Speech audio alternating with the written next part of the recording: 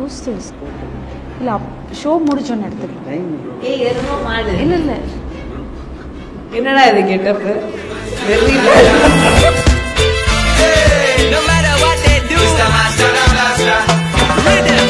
Hey, no matter what they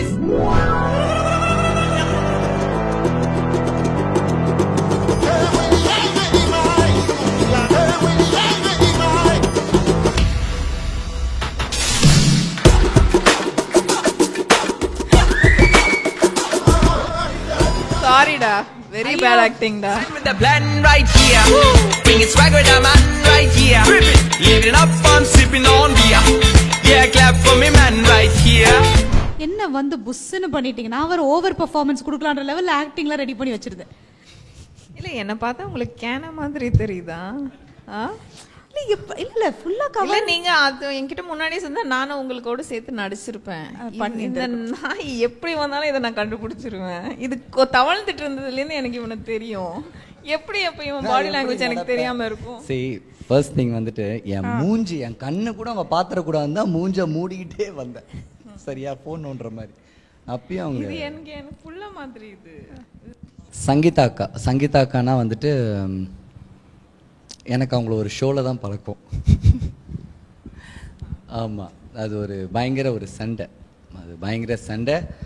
என்னை திட்டாங்க. நானும் ரொம்ப வருஷமாக வந்துட்டு எனக்கு அவங்க மேலே பயங்கர கோவம். ஒரு நாள் அவங்கள பார்த்துட்டு நான் கேட்டேன், என்னையா அன்றைக்கி திட்டினீங்க அப்படின்னு நான் கேட்டேன். சத்தியமாக கேட்டேன். ஒரு 6 years இருக்குமாக்கா?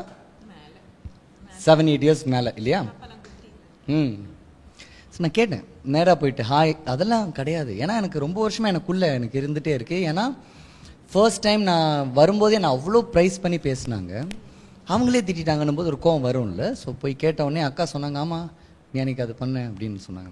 நான் சொன்னேன் உங்களுக்கு தெரியாது அப்படின்னு என்னோடய ஃப்ளாஷ்பேக்கில் நான் சொன்னேன் என்ன நடந்துச்சுன்ட்டு. She got to no.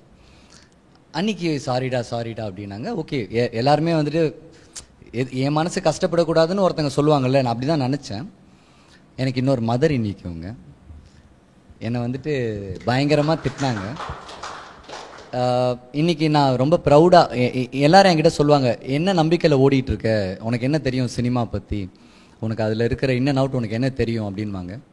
எல்லோரும் நிறைய பேருக்கு தெரியாது, என்னுடைய நிறைய ஹார்ட் டைம்ஸில் எனக்கு நிறைய வலிக்கும் போது நான் அக்கா கிட்ட தான் நிறைய உட்காந்து பேசியிருக்கேன். அவங்க வீட்டில் நான் நிறைய வாட்டி அவங்க சாப்பாட்டெலாம் செஞ்சு